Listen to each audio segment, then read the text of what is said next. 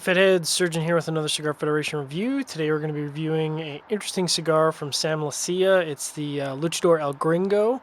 Has a Nicaraguan Oscuro wrapper, Nicaraguan Habano binder, so you know this is going to be spicy. Fillers Pennsylvanian and Nicaraguan Ligero, and there's 4 sizes. The interesting size we're going to be doing today is called the Frog Splash. Now you can see this is a box press and it's huge. I mean, I don't have big hands, but I don't have small hands. This is 70 ring gauge, so it's 4.5 inches by 70. I'm a big fan of short ring gauges. Not sure I'm a huge fan of the 70 ring gauge. It's a beast, but we're going to try it out, check it out, see how it goes. So I'm using my single torch lighter. It's probably going to take me a little while to toast this, so I might have to fast forward on this guy. Alright, so I think we're good here. Got a good toast going on. Now I'm going to have to use an XI cutter because there's no way that my V cutter is going to fit. Alright, so we just shaved a little bit off the cap there. It's kind of a tough cut because I don't have anything designed for large ring gauge cigars because I don't really smoke large ring gauge cigars. So I do feel a little ridiculous smoking this. I'm a little worried I'm going to end up on some kind of fetish site. Very spicy start. There's I'm trying to put my finger on the flavor. It's almost like a celery vegetal coming through at the end of the draw. Sort of a medium plus pepper and spice on the retrohale. Ooh, it's got some bite to it for sure.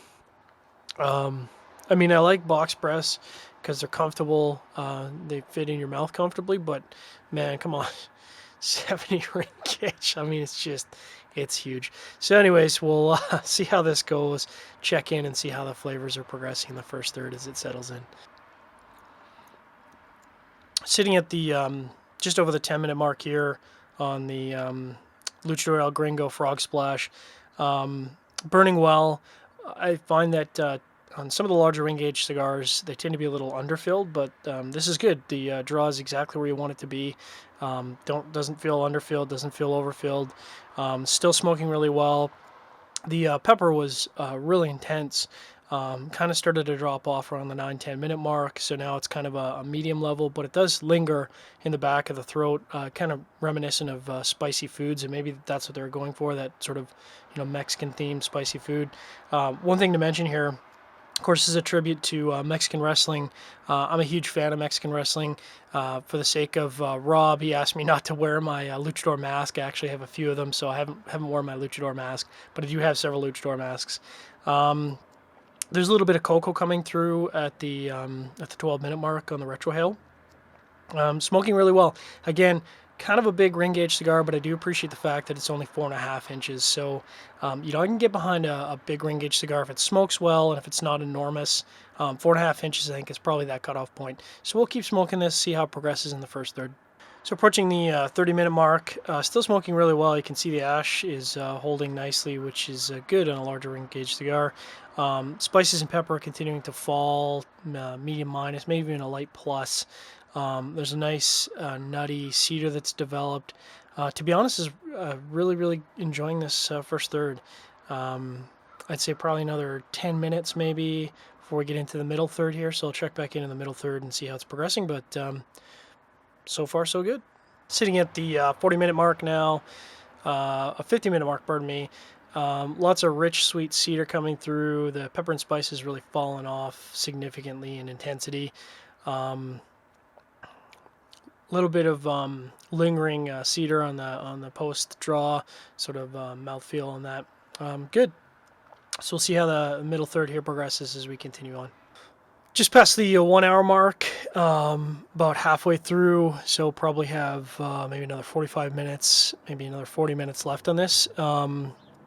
There's a rich sweet cedar that developed right in the middle third. Pepper and spice has really fallen off significantly. It's almost not detectable, so I don't even know if I'd call it a light plus at this point. It's really a light.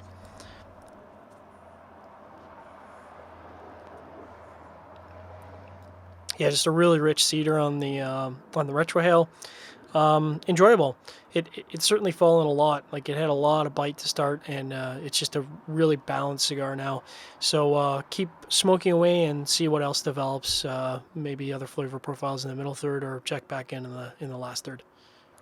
Coming up on the 1.5 hour mark, I think in terms of pairings, this is kind of a no-brainer pairing with coffee, rum, maybe even a rum cocktail. The profile has really dropped from that intense pepper and spice. I've kind of talked about that already, but just lots of cedar, a little bit of hay. I mean, it's smoking well, but I guess I kind of wish that the pepper and spice intensity it stayed somewhat even at a medium minus mark, because I feel like the profile's maybe lacking a little bit here in the middle third. You can see that it's coming up on the last third. It's going to be a little bit tough to smoke just because it is such a short cigar, but such a large ring gauge. So I would say, maybe another 15-20 minutes in the cigar.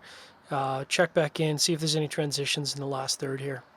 So I think for me, the 70 ring gauge, maybe just the blend maybe loses a little bit of complexity. There is 3 other sizes: the chin music, which is 6x48, pile driver, which is a 6x60, or squared circle, which is 6.5x64. I think for me, I'd like to try out the chin music, which is the 6x48, see if the profile is different on the cigar. But hope you guys have enjoyed the review of the Luchador El Gringo.